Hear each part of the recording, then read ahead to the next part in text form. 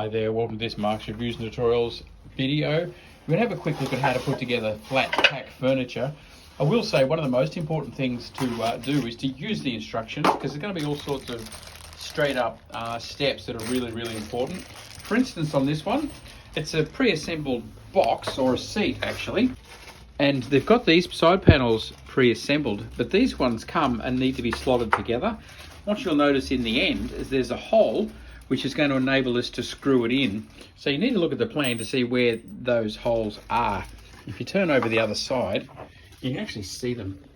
See, there's a hole at the top and there's one at the bottom, and then they're going to give us screws to poke through and do that up, and that'll hold the whole thing together. So you've just got to make sure that you get your holes lined up with where the holes go. It shows you that here. Just putting them all in place, tapping them down to make sure they're flat. You've only got to tap it down. When you look, you'll see if it's gone down to flush or not. You don't need to tap it if it's gone down, and particularly it'll come up with the screw anyway. I would recommend that you use a drill when it comes to screwing these together, because it's quicker. I'll put a link to a Ryobi drill that I use and really like, that makes this sort of work super quick. All right, there's the one with the hole. It goes to the end. It just slots in. It's just a matter of following the instructions, and then we're going to put the lid on. Two hands is definitely going to be better as we line all these up. Stuff in is just start at one end to get one in, and then just work your way along, and then you'll be able to get the whole thing in. Rather than trying to get them all lined up at once, you can do them just a little bit at a time. There we go. Just persevere that, and then we're just giving it a punch down. Either you can use a rubber hand or a rubber hammer, or punch it down, and then we're just going to rip into this with the supplied Allen key. As I said, I'll go and grab my drill and show you that's a whole lot quicker. And it also means you'll get it to the right tension if you use a drill. New and yellow now, and a whole lot flasher. But this one, you see, it's got an adjustable clutch on it, so it'll determine if we have that down low. You can stop it really easy. So it determines how tight the screw goes. And something like this, I'm going to put it on about 13, and we can just drive that. See that? Comes up to the right tension, doesn't split the wood.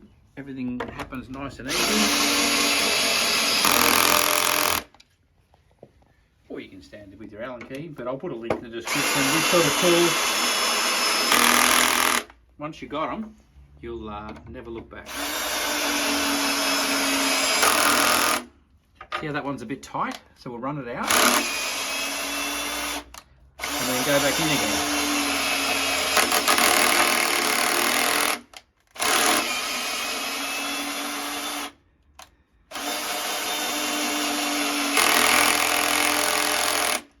There we go. And you can adjust it up a bit tighter if you like, but with these timber bits and flat packs, it's really best not to do it too tight.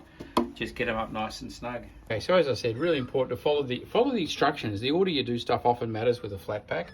Over here, we're then just sticking in wooden dowels. It's talking about with a hammer and a bit of wood on top, but I think you find they'll probably just press in. They're just pressing into place. 1, 2, 3, 4, and then next instruction. You can see here the bottom of it is just stapled and rolled like that, and those dowels are holding it in place. See how it's sitting over the dowel there?